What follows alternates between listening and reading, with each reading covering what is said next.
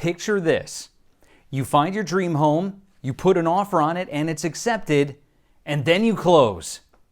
And then you find out that the seller refuses to leave. What a nightmare. Well, this actually happened to a couple in California, and I'm going to tell you about it today, and I'm going to tell you what you can do to ensure that you don't have a similar problem moving forward.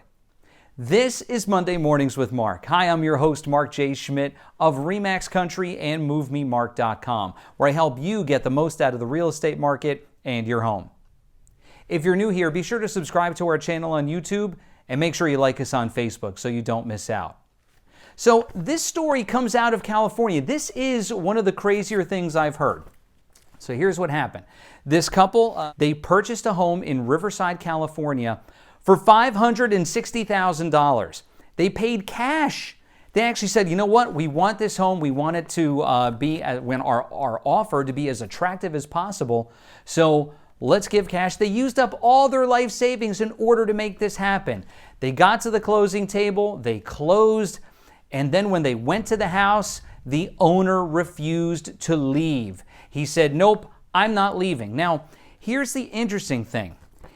They closed on January 31st, 2020.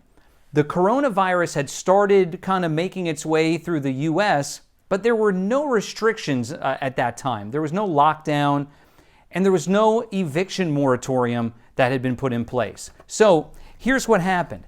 The buyers said, hey, you know what? We need to go and get this person out. You know, he's now living in our home.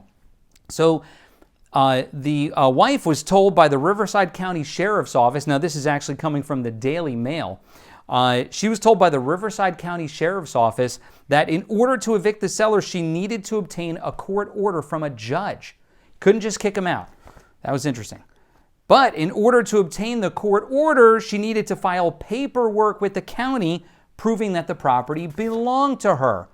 And then what happened after that? So this is all in California. So California law might be a little bit different than what you see in your neck of the woods. Every state has their own laws and rules and regulations. But long story short, in the time it took them to file that paperwork, the eviction moratorium had gone into effect. And then the seller said, well, you know what? Now I'm not leaving because now there's an eviction moratorium. Now, that eviction moratorium was really more for tenants who, you know, were going to be afraid they were going to be, you know, locked out of their homes. They're going to be kicked out into the street because maybe they weren't able to work and couldn't afford their home. That's one thing. This gentleman here was given $560,000 in cash, and now he's saying, well, I'm not going to move. So these poor people went through this for 15 months.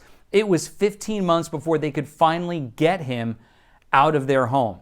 They, from the article I read, it seems that public pressure may have been mounting on him, and that's why he eventually just decided to leave, because there were news stories about this and rightly a good amount of outrage. No one likes when someone is taking advantage and abusing the system for their own gain, especially when someone was nice enough to give him a large amount of money to purchase his home. So he did get out. They did get ownership, and last I read, they weren't even sure they wanted to move in. It had put such a bad taste in their mouth, and they had such bad memories and such a bad experience with this house, they were thinking about putting it back on the market. I don't know what they've done since then, but obviously not a great situation. So what can you do if you are looking to buy a home and you want to make sure that the seller isn't going to stay put? Well, first of all, this is really an unusual circumstance. This doesn't happen a lot. This is really one of the first times I've heard of this happening, and definitely to that extent.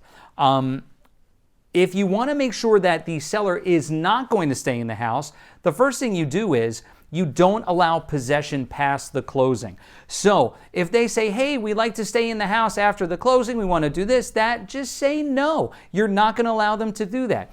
And then what you do is you have a final walkthrough. Here in New Jersey, when a home is sold, the buyer has the right to have a final walkthrough before the closing, just to make sure that the house is empty, that the house is still in one piece, and that it's really in the same shape as when they originally saw it.